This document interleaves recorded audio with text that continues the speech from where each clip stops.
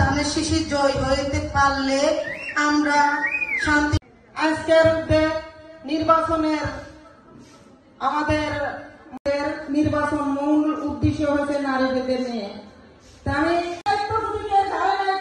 সেটা কর্তব্য কঠিন ভাবে করতে হয়, না হলে আমার কাছে জবাব দিতে হয়।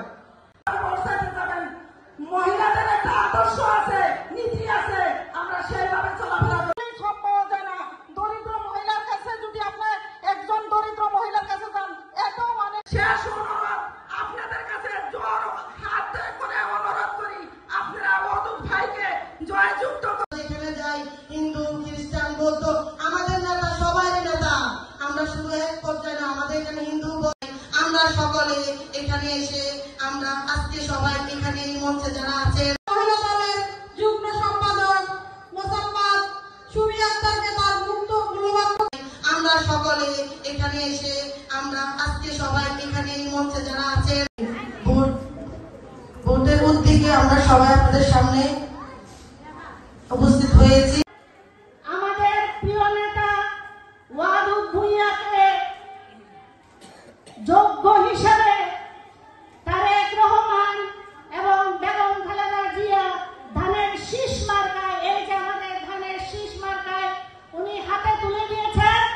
খাগড়াছড়িতে তারেক রহমান মনে করেছিলেন ওয়াদুদ ভূঁইয়া ছাড়া বিকল্প কেউ নেই, খাগড়াছড়িতে একমাত্র যোগ্য ব্যক্তি হচ্ছে যে ওয়াদুদ ভূঁইয়া।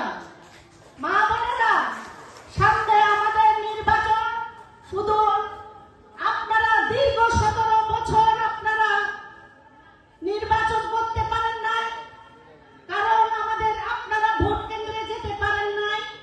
আপনারা সামনে ভোট দিবেন, ফেব্রুয়ারি মাসে আমাদের ভোট। আপনারা ঘরে ঘরে গিয়ে একটি ছোট্ট ছোট্ট করে টিম করবেন। আমরা আগে বলে দিয়েছি মা বোনদের কাছে। আমরা জানি এই পার্বত্য খাগড়াছড়িতে ওয়াদুদ ভূঁইয়ার কোনো বিকল্প নাই। ওয়াদুদ ভূঁইয়ার চেয়ে যোগ্য কোনো প্রার্থী নাই, প্রার্থীগুলো কখনো ছিল না।